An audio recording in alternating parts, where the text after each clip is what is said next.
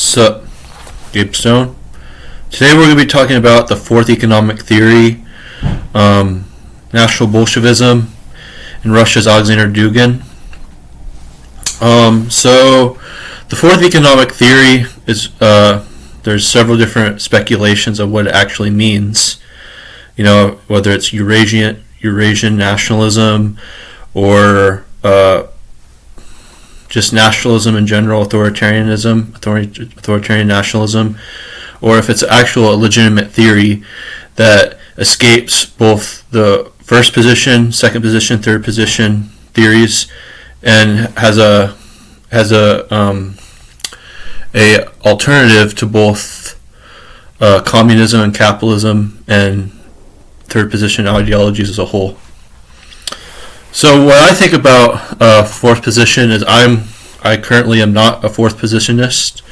I do not subscribe to it, mainly because of I don't have any proof that it could work in real time, and second, because it is a Duginist ideology that I cannot get behind fully. And thirdly, I can't get behind the fourth economic theory completely, is because it is very much reactionary in its belief. So the thing about the fourth position ideology, or the fourth economic theory, is that I think that it could possibly work in practice, but I think that it would not work much better than an authoritarian state. So I believe that the fourth economic theory would have to be realized by having some sort of authoritarian state to make it happen. And I also think that the fourth economic theory is not, it just isn't proven to be factual. I've made books on it, on the fourth economic theory. Now let's get into National Bolshevism, the big bad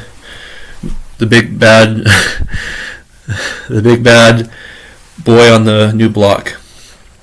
So I think that National Bolshevism, I don't agree with a lot of National Bolshevism. I think that it's basically just communism with racism, basically. That's how I think about National Bolshevism. It's basically just racist communism. But I think that it could work in practice. I just don't agree with it also, even more than the fourth economic theory. You could actually lump that into a fourth economic theory because it has very similar beliefs. I'm not going to get too into it on Alexander Dugin's book, but yeah, Alexander Dugin, overall, he is not a conventional thinker from what I've read, and he is very much kind of a outcast in Russia, which I understand, because he spews stuff that is completely revolutionary, but he also says a lot of reactionary things, like he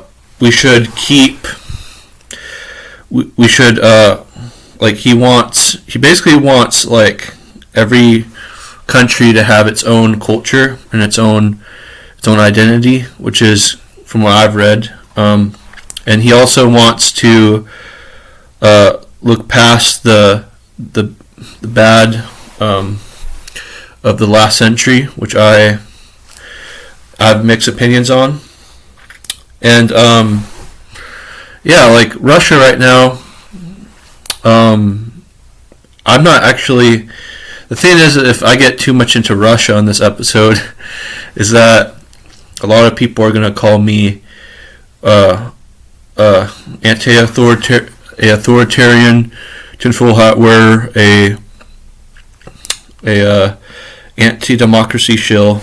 So I'm not going to tell you whether I support Russia or Ukraine in this episode. I'm just going to tell you my opinions on Dugin.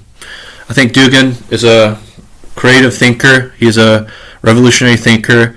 As for his solutions, I have a lot of mixed opinions. I don't think that, because I think the fourth economic theory, I don't think there is such a thing, but I do agree with his willingness to think outside the box when it comes to economic theories. And I'm also against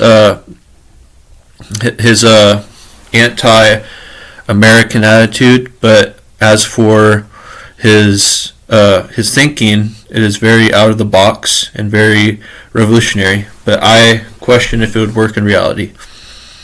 So that's some of my thoughts on the fourth economic theory, Alexander Dugin and National Bolshevism. And I hope you guys enjoyed this video. I'm going to keep making more of these. If I have the time, I will, because I enjoy it.